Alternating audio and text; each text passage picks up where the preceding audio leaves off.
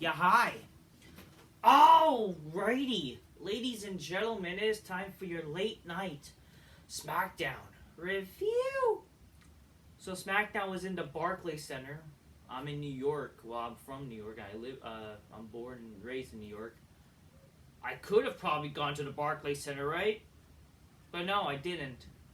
Because literally before the show, before they announced Orton, which probably was the only person worth going. Besides, again, I even check out the tickets to even see the last minute whether to go or not. Like the best tickets, or to get one ticket, all the tickets even to be even close up. Because I'll be honest with you guys, if you want to actually enjoy the show, you gotta be more closer to the ring. You're better off being at home, honestly. And plus, it kind of is a gloomy day, so it's like, why would I even go? But that's besides the point. Before Orton was announced to be on this show, they were advertising the show as the women being on the fucking show. And I don't even think, again, the Raw did not even advertise Orton being on the show. They advertised on Raw that, damage control is gonna fucking, whatever, something with the women. No one cares a shit about women's goddamn wrestling. And they announced Logan Paul will be on the show. Is that really that intriguing? They only announced Orton going to be on the show because, online, they didn't even announce it was going to be, on Raw to make even people say, oh, let me watch Raw or Smackdown, you know? Whatever. But regardless of that, the show, was not looking good before Orton returning. And in the end result, besides Orton main eventing the show with a segment, the show was fucking a waste of time. It was pretty fucking boring. I'm sorry, the show was fucking boring as hell. So why would I waste my time honestly going to the show? Sure, I would love to see Orton live in person. It would have been great. I had never saw Orton live, you know? I got to at least see guys live like fucking Brock Lesnar, Edge, you know? Roman Reigns even, Rey Mysterio. Was this show worth probably going? No, it wasn't. It really wasn't. Just for one guy, it's not going to work, ladies and gentlemen. And that's the fucking problem with modern fucking wrestling. I don't know. And plus, Roman was not there. Really? Yeah, and that's what I understand that the Barclays Center is not like Madison Square Garden. And I think that's really, to be honest with you, I don't even want to really go to Brooklyn. It is a longer commute than Madison Square Garden. And Madison Square Garden is actually not too far where I could take the commute. But it's more clear than Brooklyn. Brooklyn is pretty kind of dirty, so... And last time when I went to Barclays Center, it was kind of a struggle, more so than Madison Square Garden. But regardless of that, the show was really boring, okay, up until the main event segment. I'm sorry, it just wasn't good or intriguing enough to, why should I waste my time and money? Well, I could probably wait to maybe go to another better show in the future, which, in my honest opinion, now that you have Edge no longer in WWE, and you're honestly losing more legends on the show, why should I care? And the funny thing is, again, WWE, they're doing a live Madison Square Garden show, I think, after Christmas, but, again, why is it, live event? I don't fucking know. I don't know.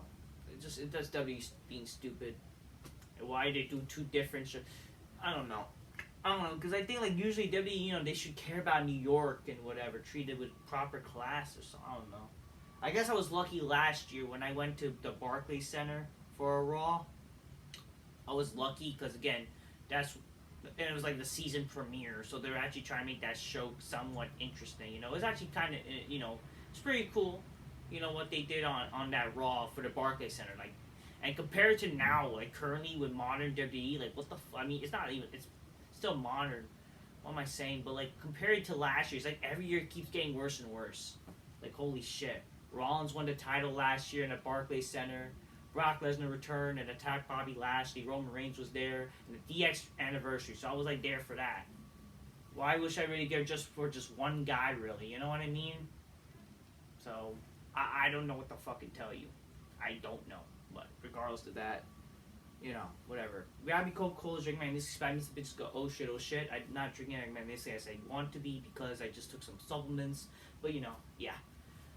Hey, let's talk about fucking Smackdown there. Smackdown was really fucking boring. I did the reason why I didn't review after the show because I did a favor, and I'm gonna do a future video about this. I'm gonna do a video about this actually. One of my buddies asked me, hey, can you check it out to see if Collision... Thankfully, it was like the first 15 minutes, so that's why I basically didn't do a review immediately after SmackDown, but, I mean, that's about besides the point. Lately, I've been doing SmackDown reviews, like, very late night anyways. But, literally, I checked out AEW Rampage for the Ric Flair thing. So, Ric Flair got some trouble recently, and I think I'm gonna fucking upload this as a future another video.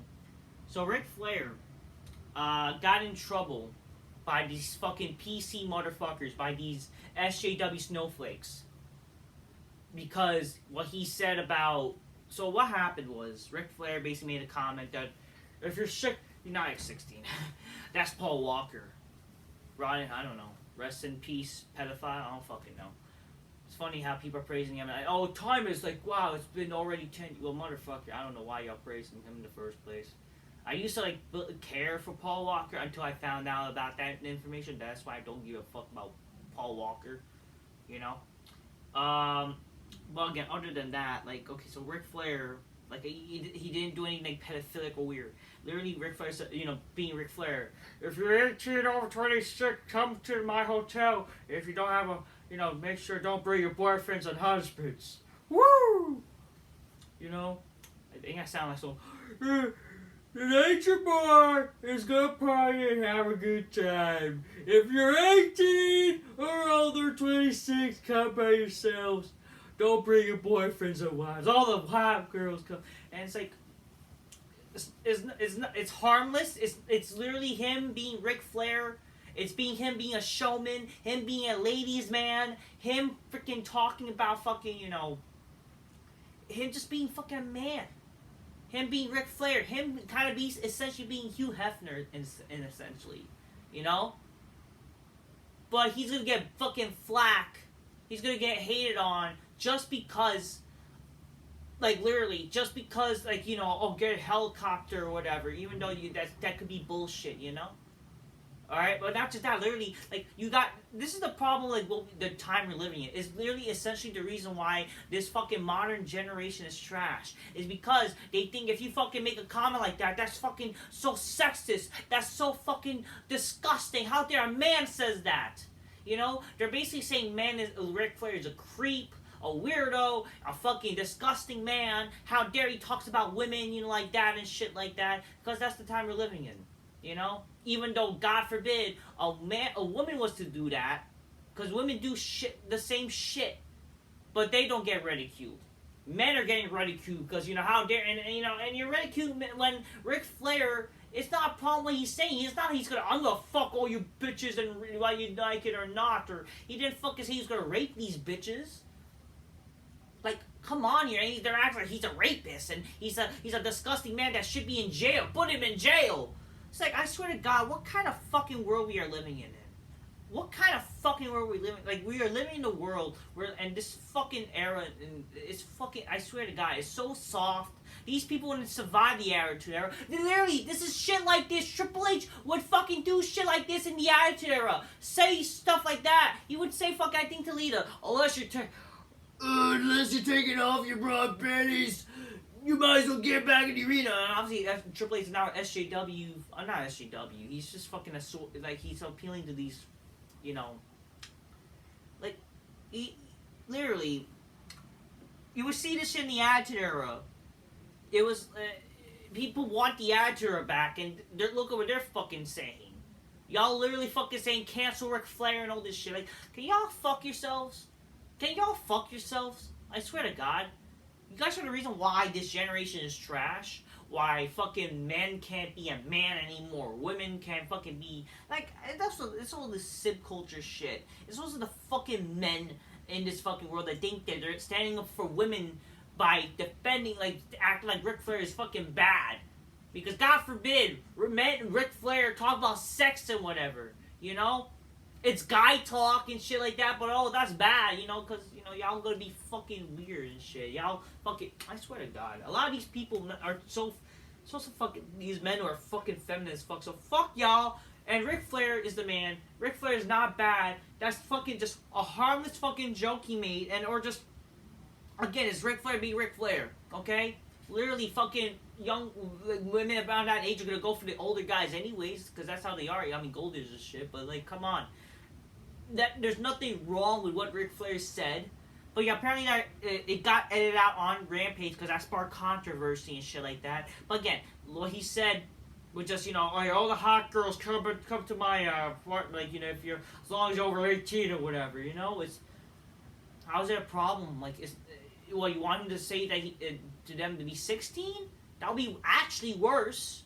Like, come on here. Like, why is it a problem? Like, these people are fucking stupid, man. I swear to God. Y'all the reason why wrestling is trash. Y'all the fucking reason why fucking modern day is trash. Like, goddamn.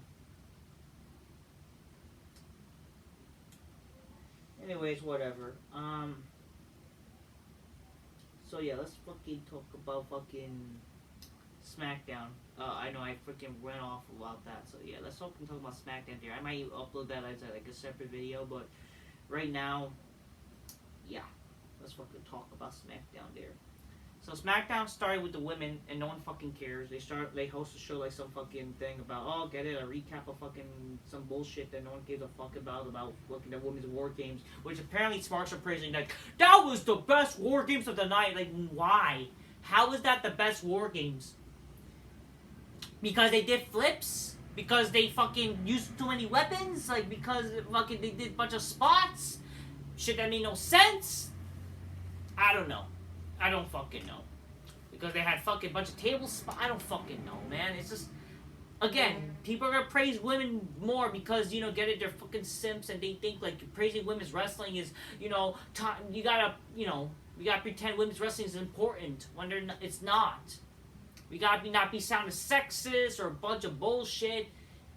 The women's war game sucked, people. It was not good. It was bullshit. I don't know. Not saying the men's War Games match was so exciting. It obviously became a good War Games match because of Randy Orton, but like, it wasn't even a bad match. Like, it actually was kind of cool. Like, it actually, like, at least it made sense. It made more sense as a match. And didn't need to do stupid bullshit. Besides, like, I can't know it about the top of the cage, but like, it's not a bad thing. It's like actually the only big spot in the match. The match was, like, in general, not a bad match. It really wasn't. I don't know, man. The times we're living in, So yeah, fucking women opened the show. Fucking Bianca talking about, hey, yeah, bitch, a sexy black bitch. I'm going to Shawkeisha, young bitch. I'm going to Shawkeisha your ass. So we got the typical get it, fucking, Bianca. I don't know. I was like worried like Bianca was going to open the show and the whip because I don't know. Last time when WWE was in the Barclays Center, literally, they opened and ended with the women, which is like, wow, that's the worst thing you can do, And it was I don't fucking know. Like, you can't get more boring shit than that, really, having women main event the show, whatever. I don't fucking know. Anyways. So Bianca says, I want my shot at that women's title, bitch! And then fucking, I don't know, Dakota Kai mentioned, like, you already had your shot 2 times or whatever, and fucking, if you want it again, and now we'll have to go all through damage control bullshit. Like, I don't give a fuck. But then Bianca says, like, I have no problem, bitch. I can whip all your asses with my weave and shit. And then she get overwhelmed. Charlotte, Rick, whatever.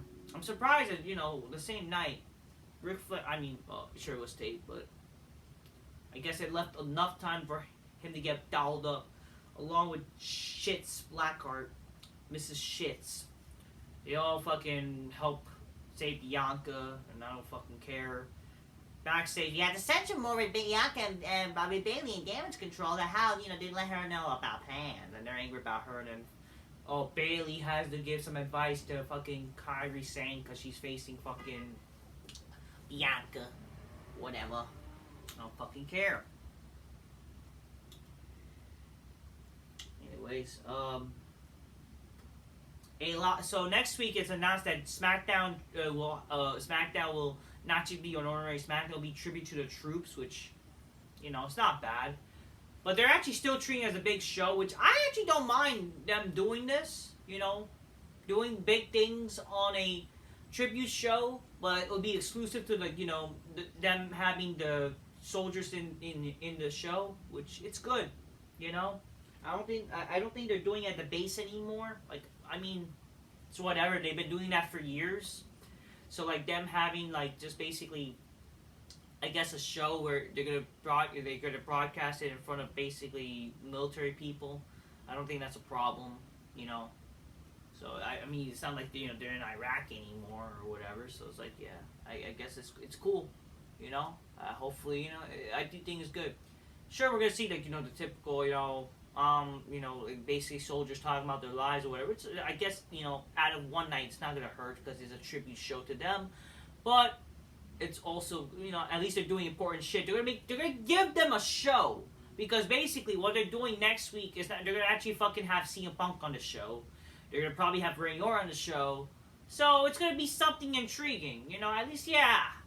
They're not going to just treat like a fucking regular show where it's just going to have like basically a house show for these people. They're actually going to give them a fucking show. Which is like, fuck yeah. I like that. That's how you honor the fucking troops. So, I like that I do like that. I think that's pretty fucking cool. So they're not going to treat it as a normal tribute to troop show. It's not going to be a fucking house show type of shit on TV. It's gonna be legit. It's gonna be cool. I like that. I like what they're gonna do. So good on WWE for what they're doing this year. I think this is gonna be probably the one better tribute to the troops shows in a long time. Because I believe like when they did tribute to the troops shows like recently, it's just literally fucking pre-taped shit that they would do after SmackDown. It's like, why would you do that? Actually fucking honor the people. Do a good show for them. They deserve it. They fucking... Come on. They honestly fucking deserve it. Like, these people. So, I'm happy they're doing it. They're dedicating... Not just going to dedicate the show to them. It's going to be live. And it's going to basically be a show where they're going to do shit to, like, yeah, this shit matters. And y'all deserve, hopefully, a good show. And CM Punk will be in it next week, apparently. I don't know if he's going to be on Raw, but I guess, it's giving... going to make people care. But the thing is, like, what are they going to do next week? Like, are they going to try to do something intriguing with Punk? Are they going to make it, or they're going to fucking have him only on for 5 fucking minutes? I don't fucking know. Anyways, Bobby Lashley in the first match defeats Pete Dunne, or what, Butch, whatever the fuck. This match was made because last week, get it? It's the typical backstage interruption cliche where you interrupt the person backstage leading to a garbage match. Butch is having dissension with his buddy, or whatever, which is what, Witch Holland, so they're no longer a team, I don't fucking care, so. Lashley won after a long match, which, like, this match didn't need to be longer than it needed to be, whatever. Then backstage after Dunn was interviewed by Casey Carter, whatever, what's her fucking name? Kayla Braxton? Oh yeah, speaking of Carter, whatever, what's her name?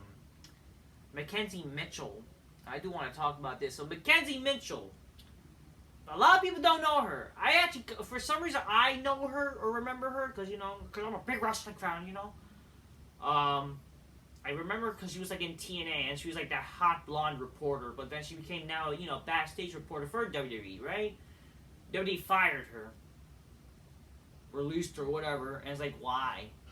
God forbid, a hot fucking chick, which, okay, she was like on NXT, that's why people don't really know her or whatever. But it's like a hot chick reporter who's invited to my big black couch. She gets released for God knows what fucking reason. Why? Why y'all released her for? Y'all rather have, what, are you gonna hire some fucking disgusting She-Hulky fucking reporter now or something? Some butterface bitch or something, or... I don't know what, we're gonna get some fucking boring, bland reporters? Like, come on here. What, is Byron Saxton gonna replace her? Fucking stupid, fucking unfunny, fucking smiling jigaboo motherfucker. Like, get the fuck out of here. Come on here. Please. Get the fuck out. Fuck out of here. We need, hire that bitch back. She needs fucking, she needs to be brought back. Bring that chick back, please. Whatever. I mean, is it a big deal? No, but like, God forbid, a hot chick, And that's the funny thing is, they also fucking, what's her name? Fucking Charlie Caruso? I don't know what's her real name. She was in WWE. And by the way, she's fucking hot herself. Holy shit, she's invited by Big Black Couch. But she's now a Fox News reporter, so that's like an upgrade compared to this fucking show. She got fired by WWE. I don't know, something about, I guess, like, you know, being anti-woke, which I'm surprised. Like, isn't McMahon, again, aren't fucking McMahon, Triple H, conservative, Republican type of shit? Well, they like that shit, but I guess because, you know, they have to appeal to fucking libtards. I don't fucking know. She gets released, and it's like, get the fuck out of here, fuck this show. Anyways, Nick Aldis says he's gonna sign Randy Orton to a Smackdown contract because so Heyman basically confronted Nick Aldis, making sure that he doesn't sign him or whatever, and then it says he's gonna sign him because he's a free agent. So basically, what they did to this show, which was a big cliffhanger, well, not cliffhanger, this big fuck, which I mean, it would have been nice to see. This was teased on Raw. So they did this thing where they kind of ripped off the whole Austin getting signed. It kind of was a rip off in a sense, where they like, oh, it's Austin gonna sign a Raw or SmackDown, because remember when they did the original draft, Stone Cold Steve Austin was not a pick or whatever. So they kind of did an homage or rip off in a sense with that segment. But it's like, I mean, like, did Orton really need to pick somebody? Like, so now Orton's limited to just be on SmackDown, which, I mean, so I spoiled it, but, you know. So basically, you are limiting yourself by, God forbid, you have a star like Orton. Because honestly, he's, like, probably the only star in this fucking show, aside from maybe Roman Reigns, but, like, he's still a bigger star than Roman. If you think about it, he is still a way bigger star than Roman Reigns. People still know who the fuck Randy Orton is. Probably more so than Roman Reigns. He was on both shows. You're limiting yourself now. That, like, God forbid. Or now, you know, if you had no stars, Orton would be on both shows. Make your show a bit intriguing. You know? Especially with him now returning. Now you're limiting yourself to only be on SmackDown. You know, when Orton and Punk were on the same show on Raw, it was a breath of fresh air. Because, God forbid, we have stars on this show. But no. We're going to restrict Orton to be on SmackDown. Even though, isn't he supposed to be targeting Jey Uso? You know? Isn't he supposed to target the entire bloodline? So you basically erased one good story that could have happened that next week for Raw. Or something eventually for Raw to make people care. Along with maybe SmackDown with Orton showing up on that show and doing, or, I mean, whatever, fuck. You know, I'm doing a SmackDown review, right? It's like, you're limiting yourself now that we have to watch SmackDown only to see, and it's like, how does that make sense if you could be on Raw to fucking do something with Jay? Like, great. That's great. You have limited yourself, and now you make fucking SmackDown Raw notably unwatchable officially. There's no stars on that show. And I don't want to fucking hear Rollins. I don't really want to hear McIntyre. You kind of fucked him up. Sure, he's a heel now, but whatever. You have to rebuild him more and more. Jey Uso's not a big star yet. I'm sorry, he's just not. Okay, I mean, I like him, but he's not a star. Sami Zayn is fucking not a star. Even though I may like Sami Zayn, but the guy could be fucking annoying. I'm sorry, he's not like a draw. He's really not. Why should we care about Raw now? Seriously. So much for having 2 world champions and, you know, Rollins being this fucking big world champion and it's not fucking nothing! Whatever. And no, Cody Rhodes is not a star. He's not. If he was a star, why the show gets fucking lame ratings, okay?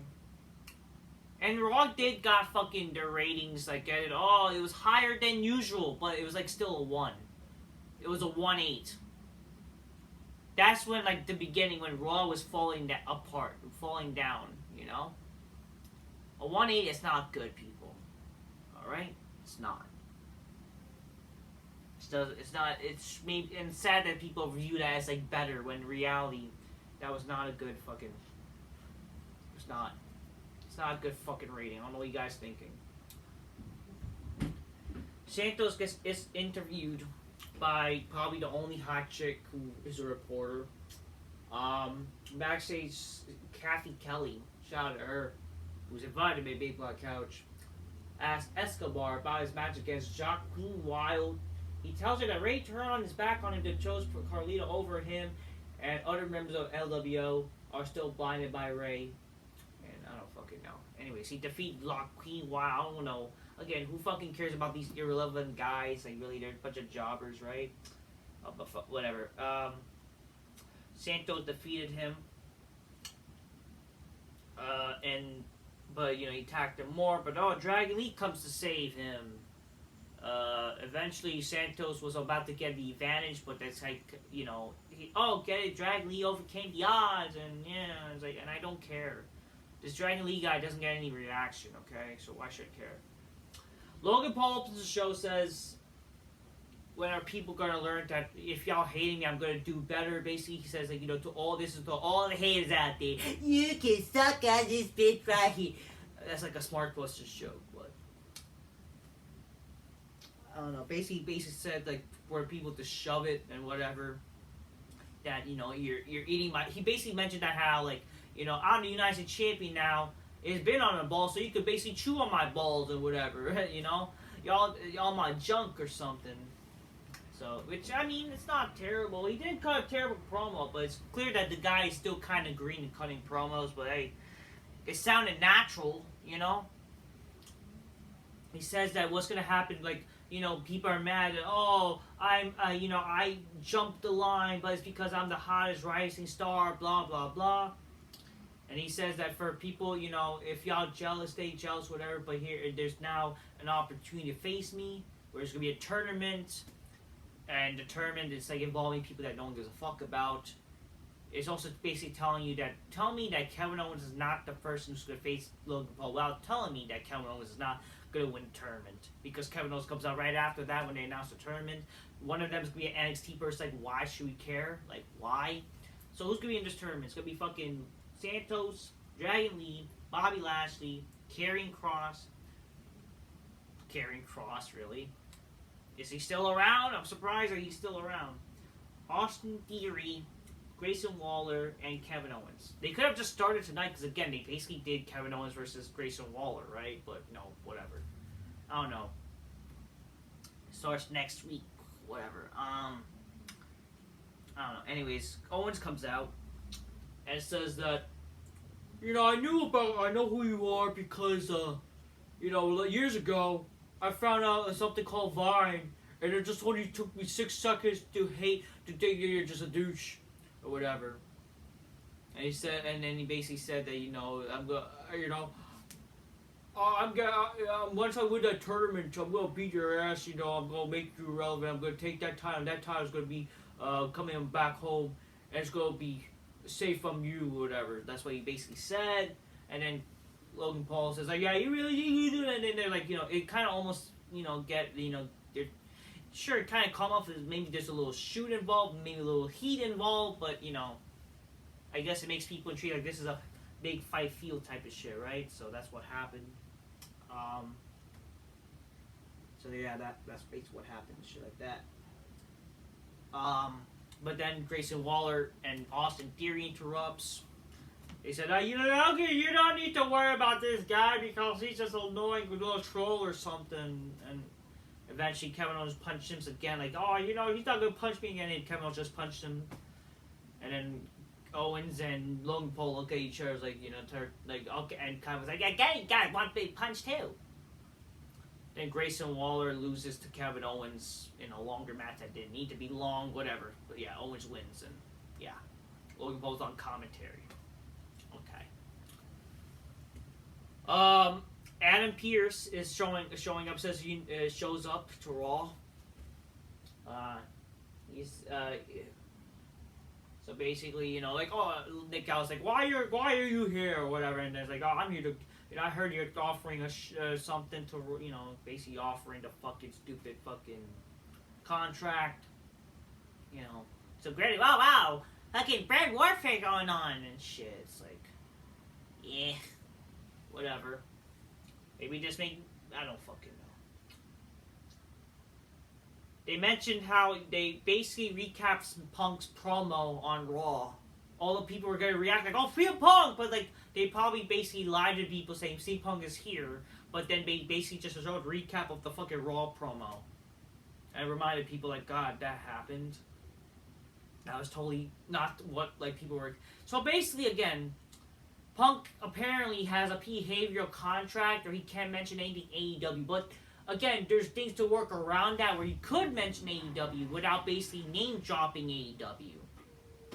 You know, basically similar to what he did in his Collision promo, the debut Collision when he mentioned the Bucks.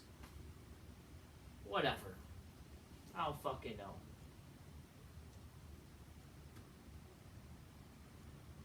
Anyways, yeah.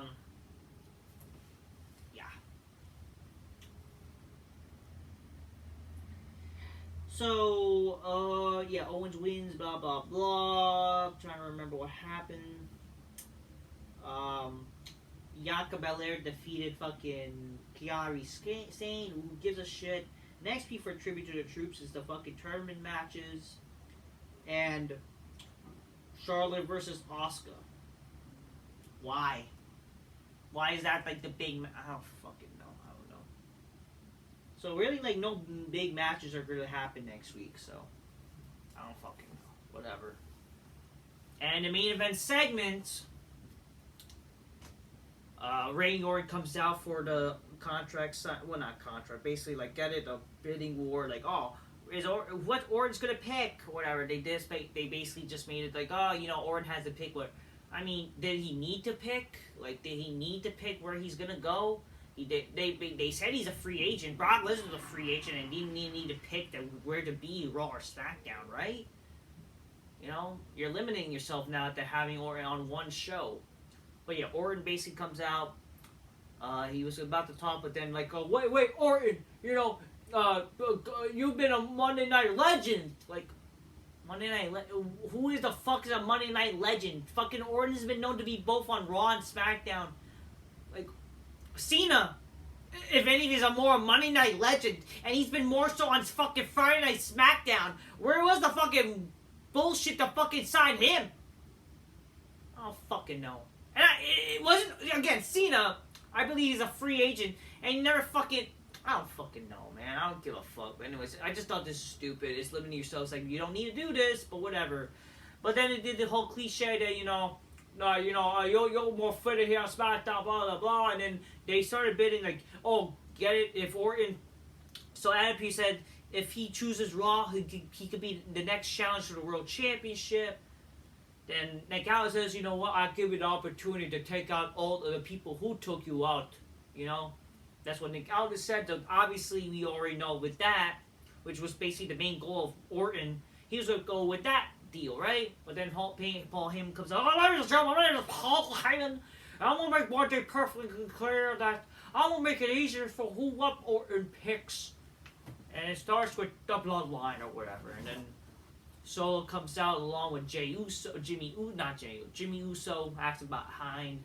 But then Orton overcomes the odds a little bit, but then LA Knight comes to help. And then, so they basically beat up the bloodline. RKO out of nowhere! Even though we already know RKO's coming to Jimmy. Like, Leah says Jimmy and Jay, like, whatever. And so, I guess, is away. And then Paul's like, choose Raw! And then we see Orton, who has both contracts. He's given 2 contracts. He tosses fucking the Raw contract eventually, and he signs for SmackDown. And then he tells Paul Heyman, "Hey Paul, tell Roman Reigns that Daddy's home." So that's like his thing now, because it became hot, a hot thing to say. We got to mention that, which okay, whatever, it's fine, whatever. So I guess when Roman's gone and now Cena's gone, Orton's gonna be on the show, make people care. But like, who's gonna care about Raw? Sure, they could always have Punk there and whatever, but like, Punk's gonna be there next week. He's not gonna be there this Monday on Raw. Like, come on. Whatever, man. I don't know. I had no problem with the segment. Well, actually, no. One thing actually happened. After that, Nick Aldis comes to the ring, hold his hand up, or the music hits, but then, I came out of nowhere to Nick Aldis is like, fuck yes. Which I'm happy that happened, actually. I thought that was pretty cool. That actually was more out of nowhere, even though we kind of said that could have happened. And we kind of like think, like, oh, well, I was like thinking, like, man, it would be cool to just RKO him, right? But he did it. And then, like, you can never trust the Viper. So this might also lead to actually now, maybe some dissension between Nick Aldis and Orton, where maybe he doesn't actually give him what he's promised. That could lead to some problems. Who knows? And I don't know, maybe like it'll be factors like Nick Aldis fucking, getting involved and being more of a heel figure, where he's gonna help to take care of Roman Reigns and shit like that. Maybe this might even lead to Nick Aldis fucking becoming a wrestler, since again Nick Aldis is basically Magnus from TNA, right? He's a wrestler himself, so who knows? You never know. They might do something where he might become in ring, or it's just some bullshit. Which, hey. But yeah, that was actually pretty cool. I got definitely the fucking Austin McMahon Ric Flair vibe. I got that vibe from when Austin got drafted, when the draft happens, that type of shit. I got that vibe. But you could it was a bit of a rip off, but whatever. Sure, was kind of gay. Like really, Orton had to pick a show. Like you're just limiting yourself with that. But hey, it was still not bad. It was actually definitely the better segment of the show. It's definitely the only interesting thing of the show. This entire show just was fucking boring. It stank. Like, fuck this show, man. Okay? Well, so Orton's going to be officially just staying on Smackdown. It was like, great. So, like, who's going to care about Raw? Really? You know what I mean? I don't know. Even with Orton there, like, even when Orton was there tonight, was it enough to save the show? No, because this show was pretty boring. It sucked. But hey, that Orton segment was actually not bad, Definitely him RKO Nick Aldis was definitely kind of. It would have been cool if you RKO'd fucking Adam Pearce as well. So I guess it wasn't even exactly similar to fucking Ric Flair. So it's an homage, it's not a rip-off. Whatever. So that was SmackDown. SmackDown was not terrible. Well, no, it was terrible. What am I saying? I meant to say the ending segment, which I'm happy that was the main event segment. Not a bad main event segment, but definitely a boring show. That's for damn sure. The show sucked entirely, sadly. Just the main event was really intriguing. I just want to say, people, just keep real. Get your games, close my Nisly. Spy me some bitches go, oh shit. Rehire some fucking hot chicks to report, motherfuckers. Alright, that's what I'm going to say. Until next time, peace. Yeah, bye. And fuck people who want to cancel Ric Flair. Unless you're on a helicopter. Like, fuck y'all, man. Y'all have no humor. Yeah, when Paul Walker's a pedophile. He's a baby rapist. Fuck him.